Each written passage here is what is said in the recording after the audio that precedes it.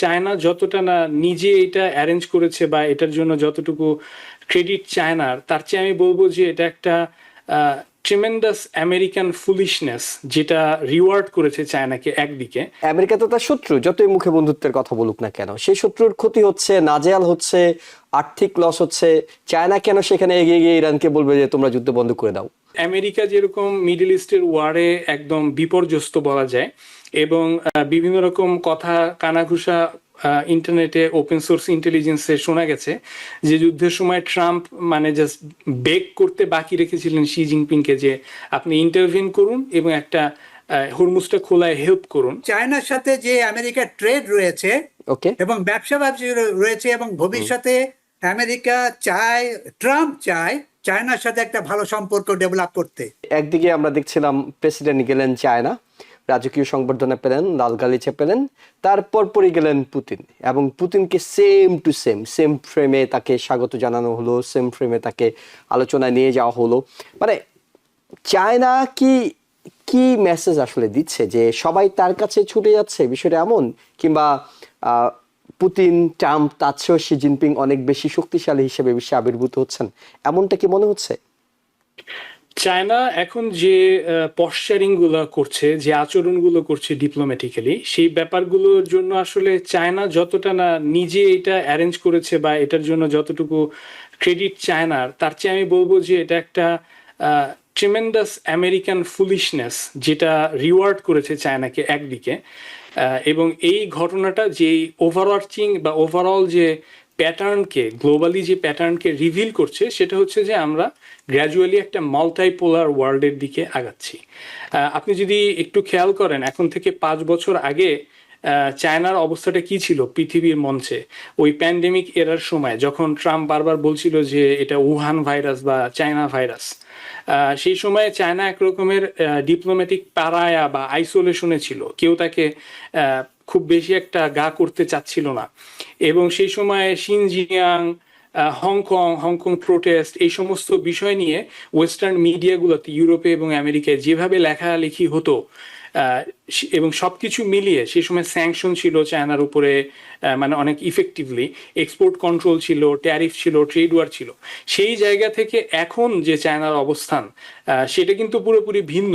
এখন একদিকে আমেরিকা যেরকম মিডল ইস্টের ওয়ারে একদম বিপর্যস্ত বলা যায়, এবং বিভিন্ন রকম কথা কানাঘুষা ইন্টারনেটে ওপেন সোর্স ইন্টেলিজেন্সে শোনা গেছে যে যুদ্ধের সময় ট্রাম্প মানে জাস্ট বেক করতে বাকি রেখেছিলেন শি জিনপিংকে যে আপনি ইন্টারভিন করুন এবং একটা হরমুজটা খোলায় হেল্প করুন।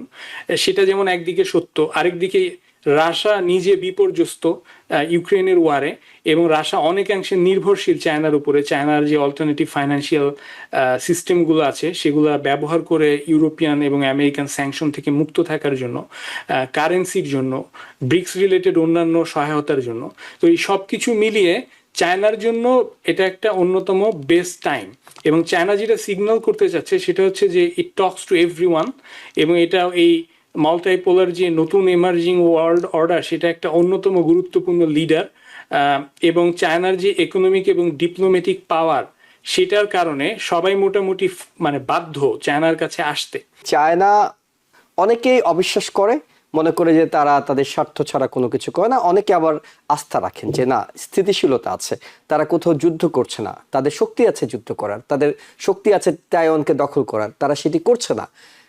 আমাদের প্রেসিডেন্ট গেলেন, পুতিন গেলেন, ইরান ইস্যুটা এই দুজনের আলোচনায় কতটা গুরুত্ব পেয়েছে বলে আপনার কাছে মনে হয়? এবং যেটি ডক্টর নাজমুস সাকিব বলছিলেন যে আমাদের বোকামির কারণেই চায়না আজকে এগিয়ে যাচ্ছে, এই বিষয়টাতেও আপনি কতটা একমত হতে পারছেন?